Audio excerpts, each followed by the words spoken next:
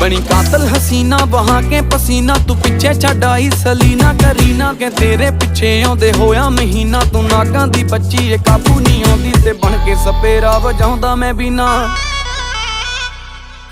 केड़े खेत विच लगी केड़ी कणक दा नी तू आटा छकदी ऐ। Tight tight short loose loose टी शर्टां ना कहर नूं ढकदी ऐ। शेर तेरे लक दी मार तेरी अख दी जिवें मैनूं तकदी ऐ। जाई गल